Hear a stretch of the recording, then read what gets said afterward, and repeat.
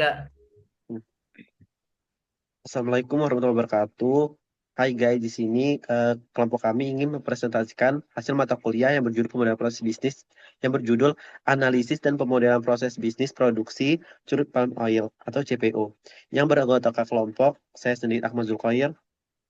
Dan saya Cika Jiarianti Kasari. dan saya sendiri Kasih Sandro Wijaya.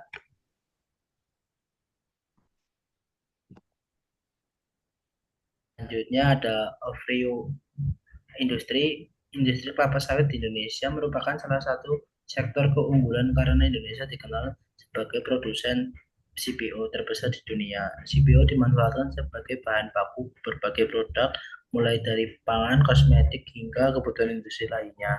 Dan kualitas CPO Indonesia telah diakui secara internasional dalam struktur organisasinya. Kepala pabrik bertanggung jawab atas pengendalian seluruh proses produksi. Supervisor produksi mengawasi serta mengontrol parameter operasi agar berjalan sesuai standar. Operator menjalankan proses produksi di lapangan, sedangkan bagian quality control berperan sebagai melakukan pengujian mutu CPO, termasuk pengujian kadar FFA untuk memastikan kualitas produk tetap terjaga. Selanjutnya, tahap proses 6 langkah produksi CPO. Yang pertama penerimaan dan sortitasi TPS. Yang kedua sterilisasi. Yang ketiga perontokan. Keempat digester dan press. Kelima klarifikasi CPO. Yang keenam storage dan pengiriman. Selanjutnya dibacakan soal saya. Eh, Kemudian diagram soal satu proses utama produksi CPO. Diagram alur pada halaman ini menunjukkan proses utama produksi curug palm oil yang dimulai dari penerimaan dan sortasi tandan buah segar sebagai bahan baku. TBS yang memenuhi standar kemudian masuk ke tahap sterilisasi untuk menghentikan aktivitas enzim dan mempermudah pelepasan berondolan. Proses dilanjutkan dengan perontokan, digester, dan pengepresan untuk mengekstraksi minyak dari buah sawit. Minyak yang dihasilkan selanjutnya melalui proses klarifikasi sebelum disimpan dan dikirim sebagai CPO sesuai standar mutu. Next, diagram soal 2, ini proses perbaikan. Diagram alur perbaikan ini penanganannya ketika terjadi ketidaksesuaian mutu pada proses produksi CPO. Proses diawali dengan deteksi mutu yang tidak sesuai melalui pengujian oleh quality control, penyebab ketidaksesuaian, kemudian diidentifikasi untuk menentukan tindakan korektif yang tepat. CPO yang tidak memenuhi standar dipisahkan dan dilakukan evaluasi lanjutan oleh QC dan supervisor guna mencegah terulangnya permasalahan yang sama. Next, ada 18 komponen proses produksi CPO.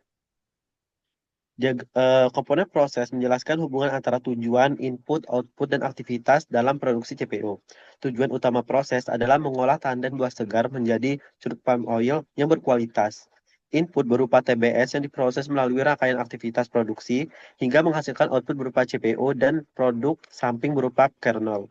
Keterkaitan antara komponen ini menunjukkan alur proses yang sistematis dan terstruktur. Kemudian selanjutnya itu pelaksana parameter dan pengendalian proses. Peran pelaksana dan pengendalian dalam proses produksi CPO, operator bertugas menjalankan proses sesuai prosedur, sementara supervisor mengawasi parameter sesuai suhu dan tekanan agar tidak sesuai standar. Quality control melakukan pengujian mutu untuk memastikan kualitas produk. Seluruh proses didukung oleh sumber daya mesin, penetapan aturan keselamatan kerja, serta tindakan perbaikan seperti reprocessing apabila terjadi penyimpanan mutu. Ya. Permasalahan umum. Proses operasional sering menghadapi kendala utama seperti ketidakkonsistenan sortasi TBS serta ketidakstabilan suhu dan tekanan sterilisasi. Masalah teknisi lainnya meliputi tingginya angka buah tidak terlepas dari USP di bagian pemimpinan. Adanya kehilangan minyak pada ampas kempa serta penumpukan lumpur di tahap kualifikasi. Selain itu, kenaikan kadar asam lemak basah (FFA) menjadi tantangan dalam menjaga kualitas mutu produk. Lalu, tindakan konversi dan preventatif, yaitu yang bagian konfirmatif. Tindakan konfirmatif difokuskan pada perbaikan langsung saat terjadi kendala dalam proses kualifikasi atau pengiriman. Hal ini dilakukan dengan cara meningkatkan suhu pada unit Clever, lalu memperpanjang durasi waktu tinggal, lalu serta mengurangi alur umpan.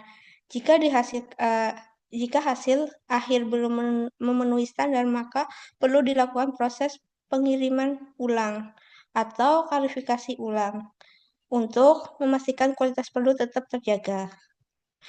Lalu bagian preparatif, yaitu tindakan preparatif atau pencegahan dilakukan agar masalah tidak terjadi di kemudian hari. Langkah ini diawali dengan melakukan penararan atau kalibrasi pada sensor agar tetap akurat, serta melakukan perawatan mesin secara rutin. Selain itu, aspek teknis dilakukan juga peninjauan ulang terhadap standar operasional terhadap SOP yang berlaku.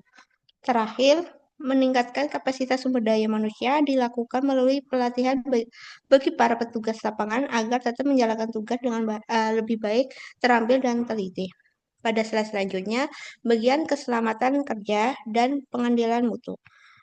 Penerapan keselamatan dan kesehatan kerja dalam proses CPO dilakukan dengan mewajibkan menggunakan alat pelindung diri atau APD sebagai seluruh aparatur.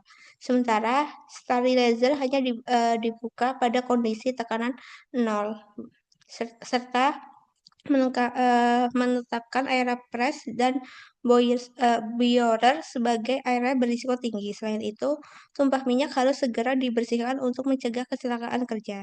Penilaian mutu dilakukan melalui monitoring FFA setiap 2 jam, pemeriksaan OER, dan oil loss scaler harian, serta audit mutu tanda buah segar atau TBS secara berkala guna memastikan kualitas CPO tetap sesuai standar. Pada kesimpulannya, proses produksi CPO merupakan rangkaian tahap yang saling terintegrasi dan memerlukan pengambilan parameter secara ketat untuk menjaga mutu produk. Ketidaksesuaian kualitas harus ditangani secara sistematis melalui identifikasi penyebab, tindakan korektif, dan preventif, pemodelan proses bisnis, membantu analisis alur produksi, serta mendukung perbaikan proses secara efektif. Sekian presentasi dari kelompok kami. Makasih. Terima kasih.